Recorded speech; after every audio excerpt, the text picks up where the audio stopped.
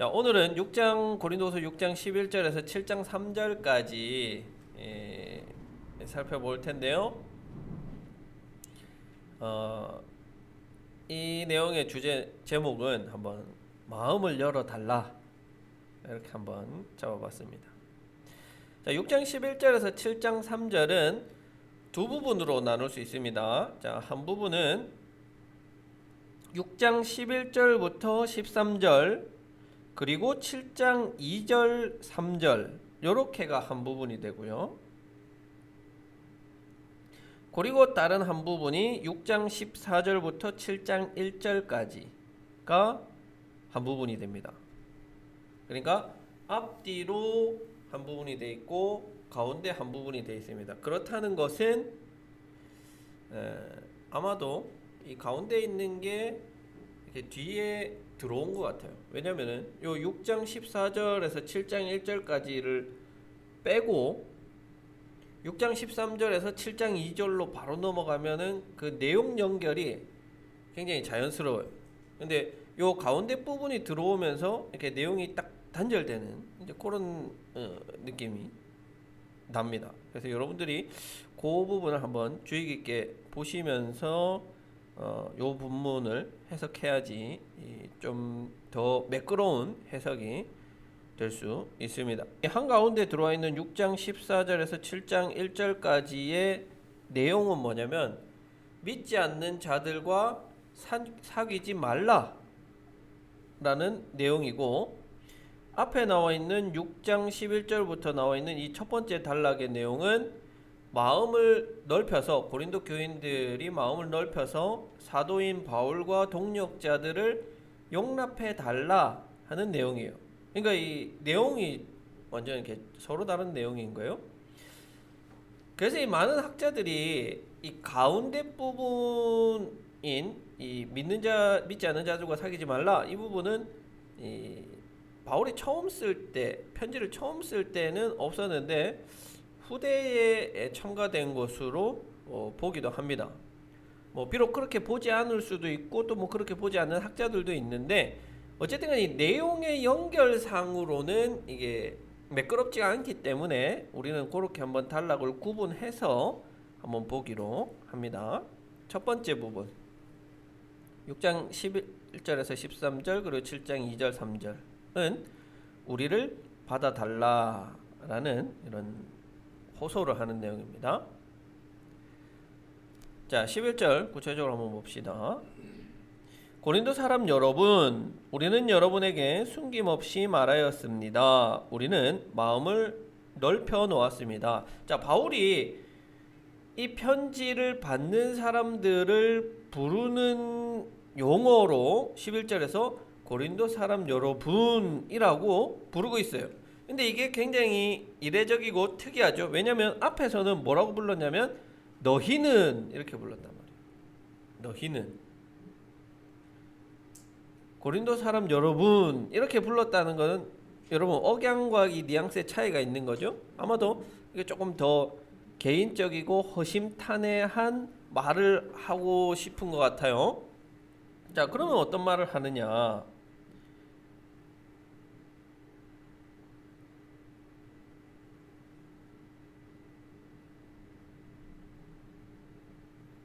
우리는 여러분에게 숨김없이 말하였습니다. 이렇게 나와요. 우리는 여러분에게 숨김없이 말하였습니다. 개역 개정에 보면 입을 열다 이렇게 표현하고 있는데 이 부분을 직역을 하면 나는 내 혀를 끊임없이 움직이고 있습니다. 무슨 의미냐면요. 바울이 지금 허심탄회하게 이야기하겠다는 거예요. 자유롭게 이야기하겠다는 거예요. 어떤 제약 없이 마음껏 한번 자신의 마음 속에 있는 것을 이야기하겠다는 거예요. 어떤 걸 이야기하느냐? 지금 사역자인 바울의 마음이 어떻게 됐대요? 어떻게 됐대요? 넓어졌대요. 넓어졌다. 마음이 넓어졌대요. 넓어졌다는 표현이 플라티네인이라는 헬라어인데 이게 뭐냐면 활짝 열리다. 활짝 열리다. 그러니까 앞에서 말하는 것처럼 숨김없이 말하였습니다. 마음이 활짝 열렸습니다. 이건 뭐예요? 숨김없이 바울 안에 있는 것들을 허심탄회하게 말하겠다는 거예요. 그것과 더불어서 마음이 넓어졌다. 여러분, 마음이 넓어졌어요. 이 마음속에 고린도 교인들을 품을 수 있는 공간이 생겨났다는 말이에요. 그러니까 바울은 지금 고린도 교인들을 마음속으로 어떻게 하고 있어요? 품고 있고 용납하고 받아들였다는 말이에요. 12절, 우리가 여러분을 옹졸하게 만드는 것이 아니라 여러분의 마음이 옹졸한 것입니다.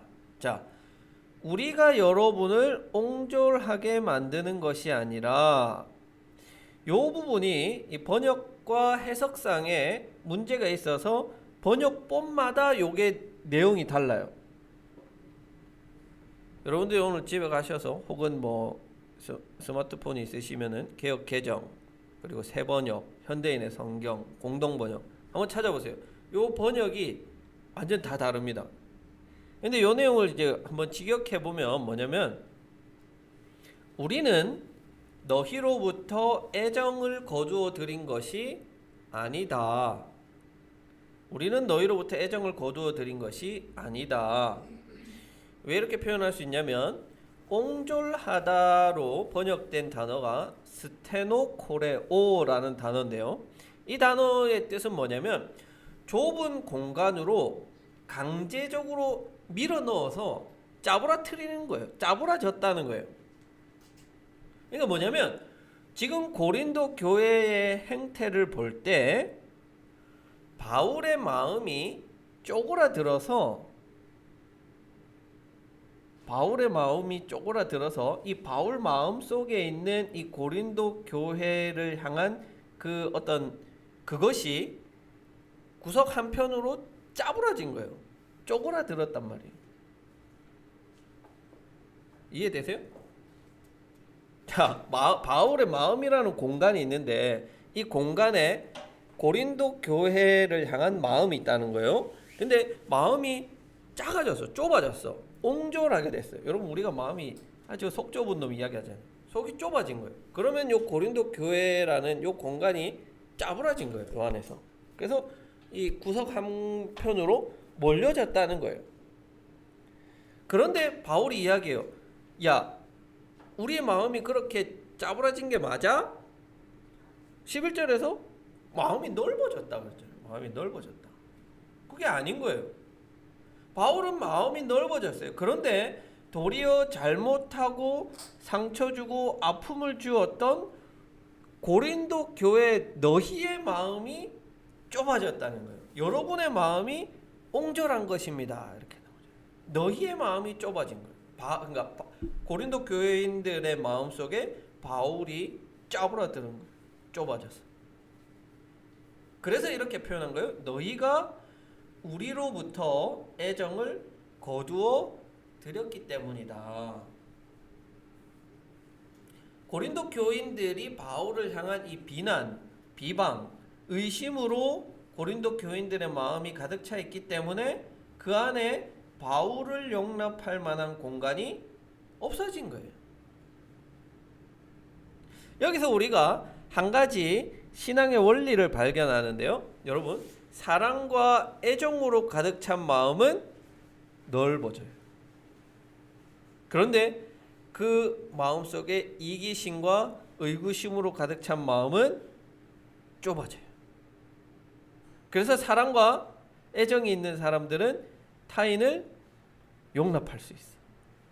그런데 시기와 의구심으로 가득 찬 사람들은 말 그대로 옹졸한 놈, 속 좁은 놈이 돼서 타인을 용납하지 못한다는. 그래서 우리 그리스도인들은 마음이 넓어야 돼. 태평양 같이. 그게 신앙의 한 가지 원리입니다. 자, 13절. 나는 자녀들을 타이르듯이 말합니다. 보답하는 셈으로 여러분들도 마음을 넓히십시오. 자, 지금 바울은 사도적 권위가 고린도 교회에 먹혀요? 먹히지 않아요?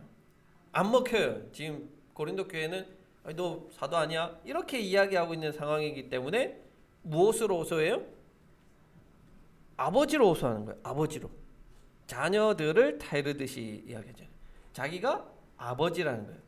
고린도 교회를 세운 설립자로서 호소하는 거예요. 그러면 뭐를 호소하느냐? 어떻게?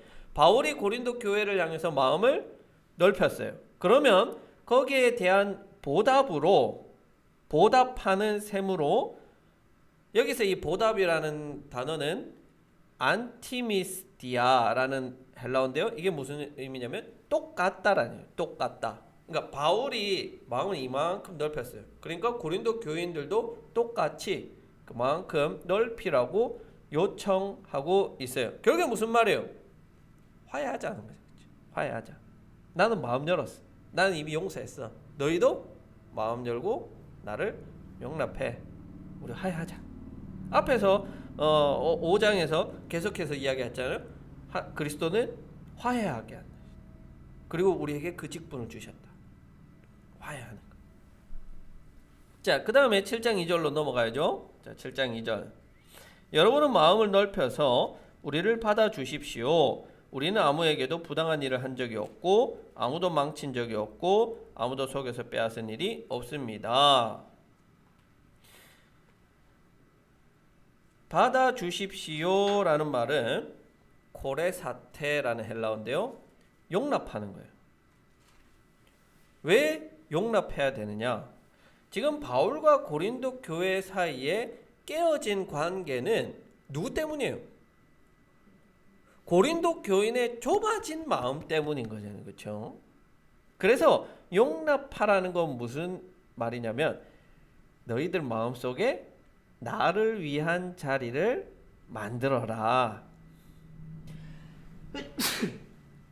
왜냐면 지금까지 고린도 교회는 바울을 오해하고 있었어요. 오해해서 그 마음이 좁아졌어요. 뭘 오해했느냐? 앞에서 계속해서 바울이 변호했잖아요. 바울의 복음 전하는 동기가 불순하다. 바울 마음속에 다른 꿍꿍이가 있다. 이렇게 계속해서 의심하고 믿지 않으니까 그 마음이 좁아지고 의심되고 그 마음속에 바울이 자리 잡지 못했던 거예요.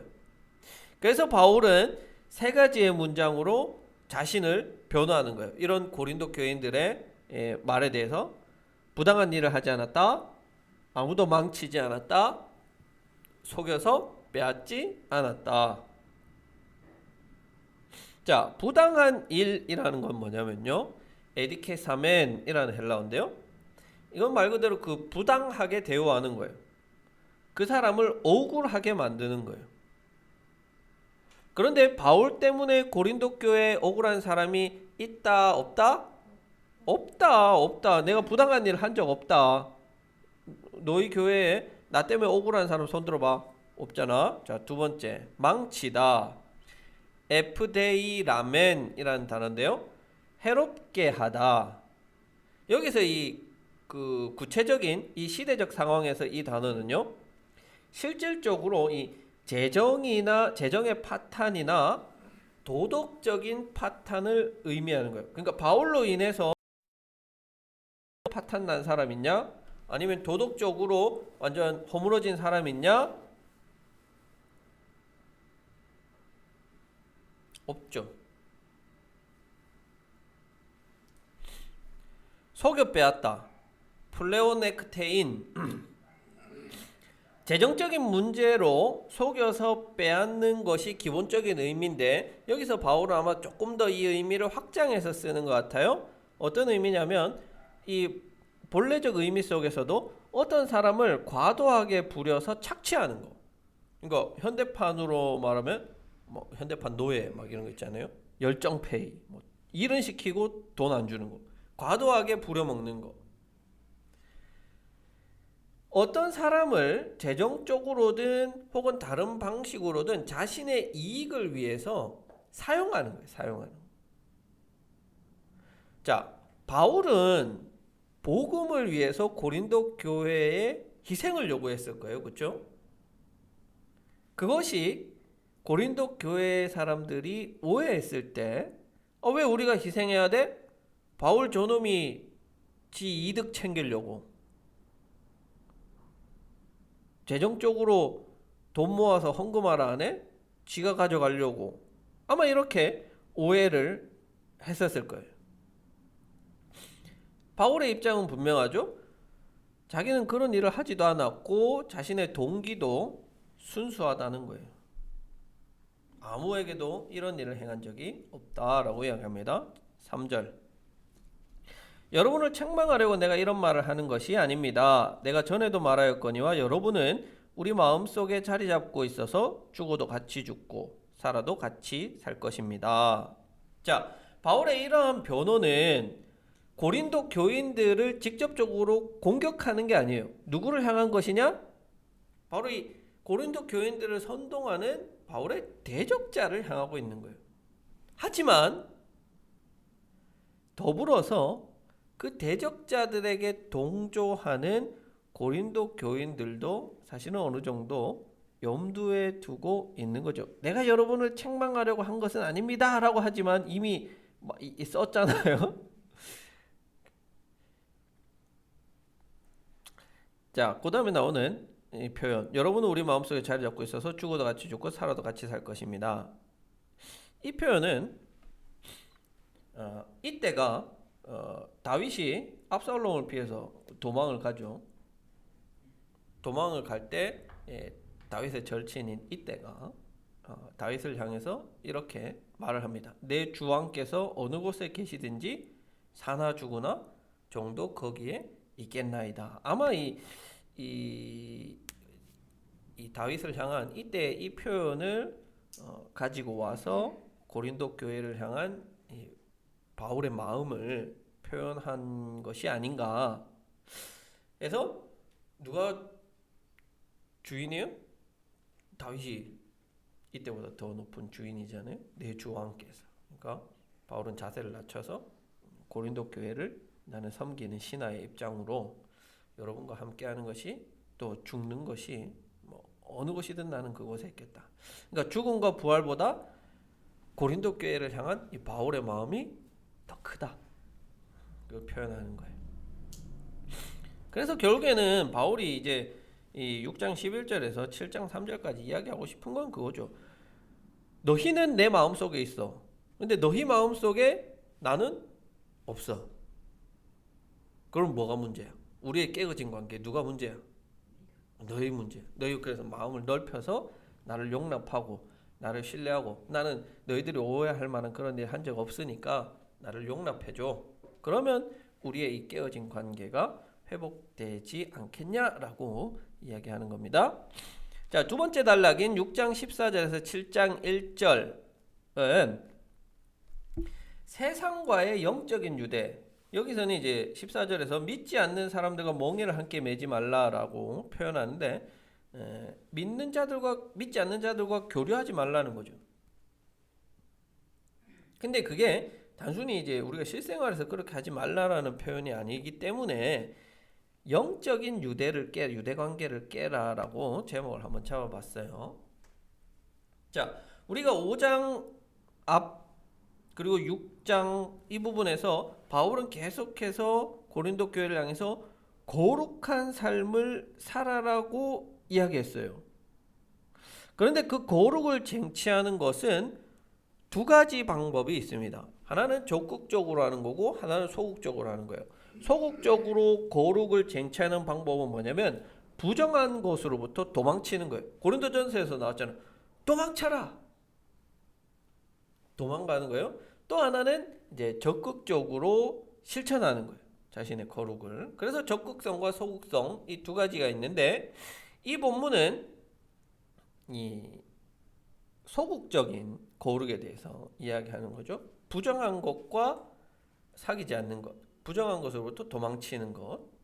그래서 이 본문은 이 14절 상반절에서 명제가 하나 딱 주어집니다. 믿지 않는 사람들과 멍에를 함께 매지 마라. 명제가 하나 주어지고 이것을 뒷받침하는 5가지의 의문문, 반립 의문문이라고 하는 이 5가지 문장이 뒤에서 따라옵니다.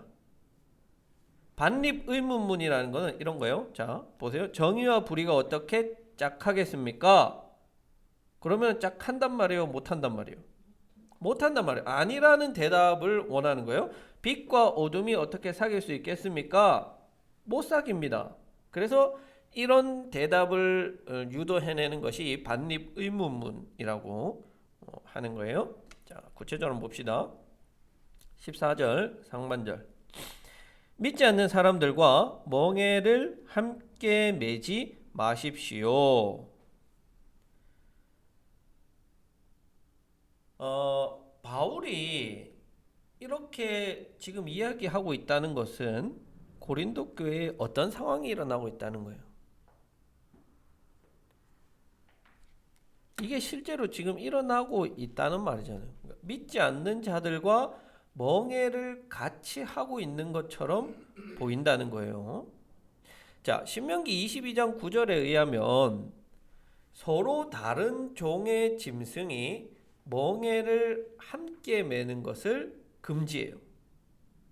그러니까 이 당시에 이제 동물을 가지고 밭을 간다. 그러면 이제 멍에를 매야 될 거 아니에요? 근데 이제 한 마리로 하면 힘이 부족하니까 두 마리를 이제 걸어서 멍에를 이제 맸단 말이에요. 그런데 신명기 22장 9절에 보면 종이 다른 거, 그러니까 소와 나귀, 뭐 예를 들어 소와 말 이런 식으로 함께 멍에를 져서 일하는 것을 금지시켜요. 왜? 왜 그럴까요, 여러분? 소랑 말이랑 이렇게 함께 멍에를 매면 말이 소가 더 힘들어서? 소는 일을 더 잘하니까 오성과 한음에서 누가 더 일을 잘합니까? 검은 소입니까? 누런 소입니까? 뭐 이런 거예요? 성질이 달라서 싸울 수 있으니까 서로 소가 내가 더 열심히 하는데 이놈의 말은 열심히 안 하네? 이렇게 할 수 있어서 학자들은 이 구절을 구체적으로는 이 교배를 금지하는 것으로 봐요. 그러니까 종이 다른 것들을 교배시키는 것은 이 거룩이라는 것에 맞지 않다라고 그러니까 이렇게 그래서 특히 구약 성경은 그렇지만 이 표현을 애둘러서 하는 이런 표현이 있잖아요. 이런 성적인 부분이나 이런 부분을 좀 애둘러서 표현해. 예를 들어서 발을 가리운다. 이런 표현 본 적 있으세요?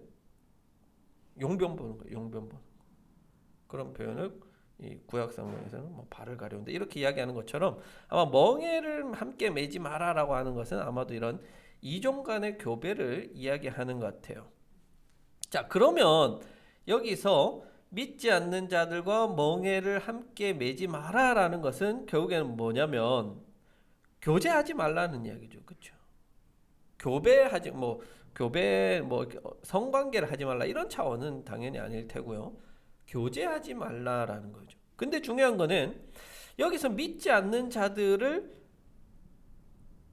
누구로 가리키는 거냐? 그렇죠. 실제로 고린도 교회 상황에서는 이 대적자들, 실제로는 예수를 믿는다고 하지만 믿지 않는 것처럼 보이는 자들을 가리킬 수도 있겠고, 또 하나는 말 그대로 이제 예수님을 믿지 않는 자들을 가리키는 걸 수도 있겠어요. 그래서 이제 렌스베르거라는 학자는 비그리스도인을 가리킨다. 그게 1차적인데, 근데 2차적으로는 이 대적자들을 가리키는 것도 맞다라고 그렇게 이야기하는데, 우리는 이 1차적으로는 아마도 이 비그리스도인 예수님을 믿지 않는 자들을 가리키는 것으로 봐야 될 것 같아요. 자, 왜냐하면 이제 이런 내용입니다. 자, 바울은 이 신앙의 순수성과 관련해서 이 믿지 않는 자들과 타협해서는 안 된다는 말이에요.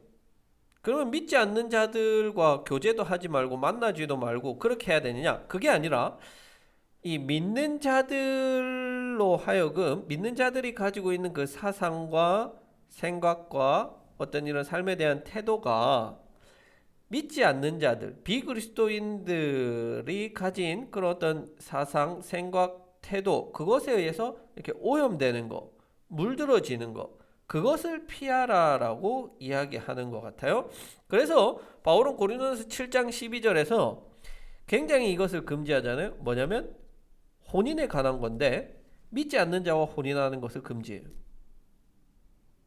여러분은 또 처음 듣는 것처럼 반응을 하시지만 그런 내용이 있습니다. 그리고 또 있잖아요. 우상 제물 먹는 문제에 있어서 단호하게 대응하잖아요. 그러니까 이 단순히 믿지 않는 자들과 교제를 금하는 것이 아니라 그들의 문화, 그들의 사상, 그들의 생각으로부터 영향을 받아서 신앙의 순수성이 파괴되는 것을 금지하는 거예요. 자, 그러면 왜 그들과 교제하면 안 되느냐? 5가지 이제 발림 명제가 14절 하반절부터 16장 상반절까지 나옵니다. 자, 정의와 불의가 어떻게 짝하며 빛과 어둠이 어떻게 사귈 수 있겠습니까? 그리스도와 벨리알이 어떻게 화합하며 믿는 자가 믿지 않는 자와 더불어 함께 차지할 몫이 무엇이며 하나님의 성전과 우상이 어떻게 일치하겠습니까? 까지 5개의 의문문이 나옵니다. 자, 첫 번째, 정의와 불의가 어떻게 짝이 됩니까? 자, 정의는 올바른 삶, 여기서 또 불의는 이 거룩에 위배되는 삶을 가리키는 거죠. 짝이 될 수 없다. 빛과 어둠이 어떻게 사귈 수 있습니까? 여러분, 여기서 빛과 어둠이라는 것은 이 도덕적인 관점을 말하는 거죠. 예수님께서 말씀하셨듯이 빛은 이 도덕적인 삶, 어둠은 비도덕적인 삶을 가리키죠. 그리스도와 벨리알이 어떻게 화합할 수 있습니까? 여기서 벨리알은 뭐 마귀, 사탄이죠. 그런데 이게 굉장히 이제 특이한 거예요. 뭐가 특이하냐면 벨리알이라는 표현이 신약 성경 전체에서 여기 한 번 나와요. 일반적으로는 그러면은 이 그리스도나 하나님의 대적을 뭐라고 표현하냐면 사탄이라고 표현하죠. 근데 여기서는 벨리알이라는 표현을 왜 바울이 왜 썼을까? 사탄이라는 잘 알려진 표현을 두고 정확히는 뭐 밝혀진 바가 없지만 대체적으로는 이 랍비 문서 중에 멍에를 매지 않는다라는 표현이 나오는데요. 이 표현이 이 헬라어로 벨리올입니다. 벨리올. 근데 여기서 사탄을 벨리알. 그래서 아마 이런 언어 유희 벨리올, 벨리알. 즉 그래서 여기서는 이 멍에를 매지 않는다. 멍에를 벗었다는 것은 하나님이 지어주신 하나님의 멍에를 벗어버렸다는 차원으로 해석해 볼 수 있지 않을까. 그러니까 벨리알. 그리고 앞에서 나오는 14절에 나오는 멍에를 함께 매지 마라. 이런 언어 유희적인 것들로. 그래서 바울은 원래 바리새인이었잖아요. 그러니까 이 랍비 전통을 어느 정도 배웠고 알고 있었기 때문에 그것을 사용해서 이야기하고자 이 좀 특이한 단어, 이 벨리알이라는 단어를 쓰지 않았나 그렇게 생각을 합니다. 자, 믿는 자와 믿지 않는 자와 무슨 몫을 나누겠습니까? 믿는 자와 믿지 않는 사이에 나눌 어떠한 분깃도 없다. 하나님의 성전과 우상이 어떻게 일치하겠습니까? 이 말은 여러분 단순히 이 우상이라는 것은 우상 숭배를 금지하는 것 이상으로 우상 숭배자들로부터 거룩한 것을 구별해야 된다는 거예요. 하나님의 성전 거룩한 것과 부정한 것 구별돼야 된다는 거예요. 자, 왜냐하면 이제 하반절에 나옵니다. 우리는 살아계신 하나님의 성전입니다. 그것은 하나님께서 말씀하신 바와 같습니다. 내가 그들 가운데서 살며 그들 가운데로 다닐 것이다. 나는 그들의 하나님이 되고 그들은 내 백성이 될 것입니다. 자, 왜냐하면 이런 것들이 어울릴 수 없어요. 왜냐하면 우리는 하나님의 성전이기 때문이에요. 하나님께서 온 우주에 거하시기에 적절한 한 곳, 바로 살아있는 존재들의 영혼인 거예요. 나아가서 이곳은 공동체로서 교회를 가리켜요. 우리는 좀 더 정확히는 바울은 여기서 교회를 염두에 두는 것 같아요.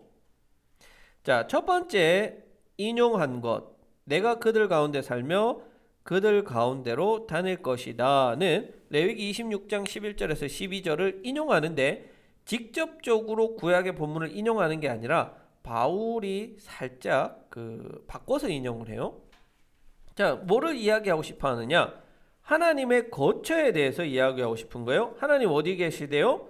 그들 가운데 산대요. 교회 가운데 거하시고 그들 가운데 다니신다. 행함이에요.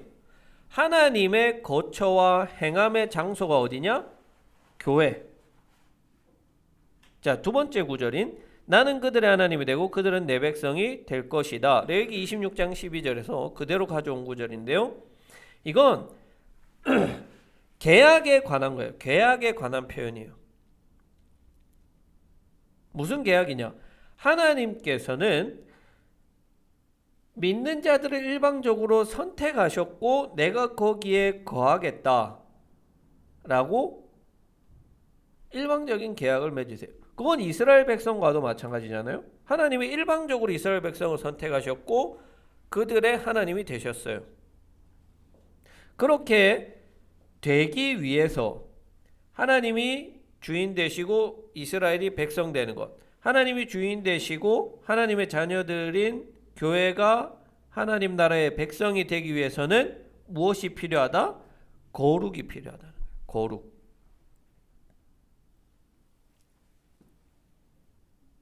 그래서 앞에서 이런 것들, 그리스도와 벨리알, 정의와 불의 다 구별하고 구분되고 짜갈 수 없다는 것은 그런 것들과 다 멀어지라는 거예요. 왜? 그렇게 해야지 거룩을 쟁취하고 우리는 하나님의 백성, 하나님이 거하시는 처소, 하나님이 함께 하시는 나라가 될 수 있기 때문입니다. 17절. 그러므로 너희는 그들 가운데서 나오너라. 그들과 떨어져라. 부정한 것을 만지지 말아라. 나 주가 말한다. 그리하면 내가 너희를 영접할 것이다. 이사야 52장 11절을 인용합니다. 자, 이사야 52장 11절은 그것이 구체적인 상황이 뭐냐면 하나님은 제사장적인 공동체로서 이스라엘 백성, 지금 포로 생활을 하고 있는 이스라엘 백성에게 바벨론, 그 우상과 부정의 도시를 떠나서 자신을 구별하라라고 이야기하는 거예요. 명령하는 거예요. 그러니까 앞에 이런 내용들은 뭐를 지킬 때만 가능하냐면 제의적인 정결, 제사장적인 이 공동체를 향해서 말씀하시기 때문에 제의적인 정결을 지킬 때에만 이 약속이 유효하고 이루어질 수 있는 거예요. 그래서 단순히 삶을 거룩하게 하라라는 의미도 있겠지만 거기에 덧붙여서 제사적인, 그러니까 오늘날로 말하면 예배적인 정결을 더해라라고 이야기하시는 거예요. 18절. 그래야 나는 너희의 아버지가 되고 너희는 내 자녀가 될 것이다. 나 전능한 주가 말한다. 정확히 이 6번 각주에 보시면 사마 7장 14절이라고 되어 있는데요. 정확히 이렇게 인용한 건 아니에요. 사마 7장 14절을. 그런데 사마 7장 14절을 인용했다고 한다면 이게 무슨, 그러니까 이 말의 시대적 상황은 뭐냐라고 하면 다윗을 향한 나단의 예언이에요. 18절의 이 말은 다윗을 향해서 하나님이 나단을 통해서 주신 예언이에요. 자, 여기서 우리가 한 가지 주목해 볼 것은 뭐냐면 앞에서 이렇게 다 나왔던 내용이고 또 반복되잖아요. 나는 너희의 하나님이 되고 너희는 내 백성이 될 것이다. 나는 너희 아버지가 되고 너희는 내 자녀가 될 것이다. 뭐 다 같은 내용이에요. 근데 여기서 우리가 한 가지 주의 깊게 볼 것은 나는 너희의 아버지가 되고 일반적이에요. 그런데 너희는 내 자녀가 된다. 여러분, 자녀라는 표현은 아들자 딸 여자잖아요. 그래서 말 그대로 아들과 딸이에요. 바울은 지금 이 하나님의 백성이 된 공동체의 범위를 여자들을 포함시키고 있는 거예요. 부름의 말로 쓰고 있는 거예요. 최소한 여성을 남성과 동등하게 취급하거나 그 위치를 동등하게 올려놓으려고 하는 의도적인 바울의 태도예요. 여러분, 구약 시대에는 여성은 여호와의 총회에 들어올 수 없어요. 그런데 이 구약적 관점을 깨버리고 지금은 자녀 여성들도 여호와의 백성이 될 수 있다. 여호와의 그 권능 아래, 전능하신 하나님 아래 들어올 수 있다라고 이야기합니다. 자, 전능하신이라는 표현은 모든 주권을 지니신이라는 뜻이에요. 근데 이 전능하신이라는 표현이 신약 성경에는 나오지가 않아요. 어디에서 주로 사용되느냐 하면 선지자들이 많이 쓴다는 구약에서. 그래서 아마도 바울은 여기서 이 선지자들의 권위를 빌려서 이야기하는 것 같아요. 자신을.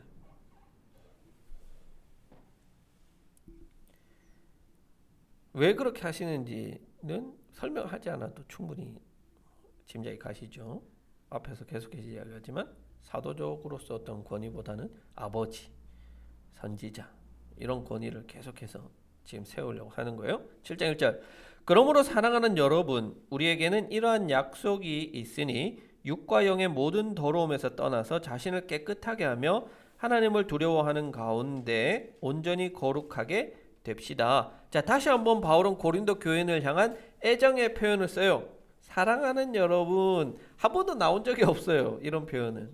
그런데 사랑하는 여러분이라고 이제 부드럽게 말하고 권면하는 거예요. 자, 뭘 권면하냐? 하나님은 자신이 한 약속을 지키셨고 이루셨어요. 또 하나님이 명령한 그것을 백성들이 지킨다면 앞으로도 계속해서 하나님이 하셨던 그 약속들을 하나님은 지켜나가실 거예요. 그러면 백성들은 어떻게 하느냐? 하나님은 자기 백성 가운데 거하시겠다고 하셨는데 그렇게 하려면 그 거하는 처소가 깨끗해야 돼요. 그렇다면 어떤 삶이 필수적이에요? 거룩한 삶이 필수적인 거예요. 특히 바울은 너희가 거룩해야 한다 라고 이야기하지 않고 온전히 거룩하게 됩시다. 우리 함께 그렇게 합시다. 권면하는 거예요. 명령이 아니고 우리 함께 합시다. 권면하고 격려함으로써 자신과 고린도 교회가 함께 이루어 가야 할 목표로 이걸 제시하는 거예요. 그러니까 함께를 강조하는 거예요. 함께. 해라! 이렇게 하면은 너희만 해야 되는 거지만 함께 그렇게 합시다 하면은 함께인 거예요. 일체감이 생기는 거죠.